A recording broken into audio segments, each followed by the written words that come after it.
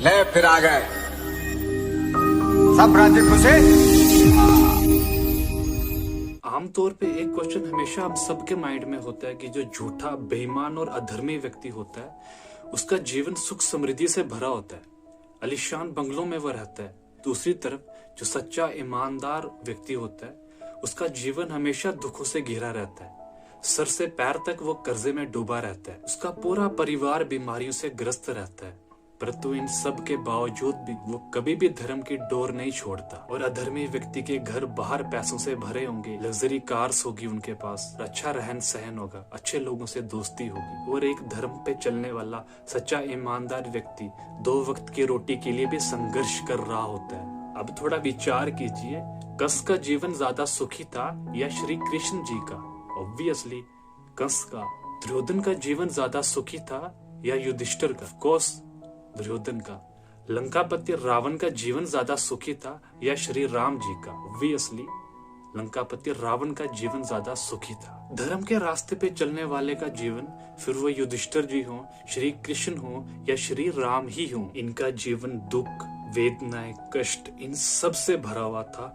इतनी ज्यादा complicated life, इन सब के बावजूद भी उन्होंने कभी अपना मानसिक संतुलन नहीं बिगड़ने दिया। श्री राम ने तो अपनी पत्नी माता सीता जी को वनवास में खो दिया, 12 साल का वनवास झेलना पड़ा, राजनीति के चलते अपने पिता को खोना पड़ा, अपना राज्य, अपने परिवार को भी छोड़ना पड़ा। इतना सब खोने के बाद भी वे कभी विचलित नहीं हुए। इन सब को धर्म और सच्चाई के रास्ते पे चलने के लिए इतना सब झेलना पड़ा, इतना सब कुछ खोना पड़ा। धर्म का मार्ग भले ही ज्यादा कष्ट और पीड़ाओं वाला हो, पर आज इतिहास किसको याद करता है? आज इतिहास पूजा किसकी करता है? रावण, दुर्योधन या कंस की, या श्री राम, श्री कृष्ण और पांडवों की? सुख, समृद्धि, आलीशान जिंदगी सिर्फ आपका जीवन सुखी बना सकती हैं। कष्ट, पीड़ाएं और वेदनाएं आपको लाखों लोगों का मार्गदर्शक बना सकती हैं, क्योंकि धर्म का वास्तविक अर्थ है कष्ट, वेदनाएं, त्याग। ये व्यक्ति को सार्थक बनाता है, एक कॉम्पिटेंट बनाता है। श्री राम जब अयोध्या से चले थे तो वह केवल राम थे, परंतु वनवास पूरा करने के बाद, लंका कांड करने के बाद जब वह पुनः अयोध्या वापस आए तो वह मर्यादा पुरुषोत्तम श्री राम कहलाए थे। क्योंकि संघर्ष आपको अंदर से तराश के एक नए राह पे चैनलाइज करता है। So let's talk with some modern and practical examples. आपने लखनऊ का नाम तो सुना होगा, उत्तर प्रदेश की राजधानी। वहाँ खरबूजा बहुत होता है। उसमें जितनी ज्यादा लू खरबूजे में पड़ती है, यानी कि जितनी ज्यादा गर्मी उस पे पड़ती है, उतनी ही ज्यादा उसमें मिठास आती है। गोल्ड, सोने को जितना ज्यादा तपाया जाता है उतनी ही अधिक मात्रा में वह कुंदन के रूप में प्रकट होता है और उतनी ही ज्यादा उसमें चमक आती है। मुजफ्फरपुर जो कि बिहार में है, वहाँ लीची अधिक मात्रा में होती है। उस लीची में जितनी ज्यादा लू पड़ती है, यानी जितनी ज्यादा गर्मी उसमें पड़ती है, उतनी ही ज्यादा उसमें भी मिठास आती है।